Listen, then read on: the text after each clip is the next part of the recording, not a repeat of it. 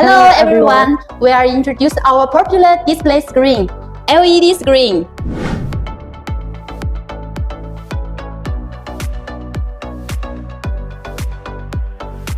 Okay, so this product uses, one piece to splice them together to make a bigger screen.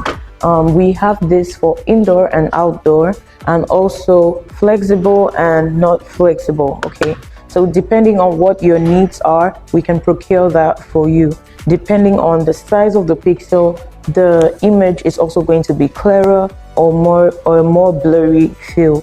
So if you're interested in our LED display screens, then send us a message or speak to the customer service and they would answer your question. Okay, so these are how our samples look like. On this side, we have the flexible screens.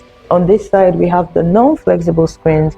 And here is specifically for outdoor. So I know that it may not look like a lot and you wouldn't really know the difference, but depending on your needs, we would recommend which one best suits your needs, because these are not used in the same location and for the same purposes. Like I said, some are outdoor and they have different, designs and material. Some are waterproof and others are not.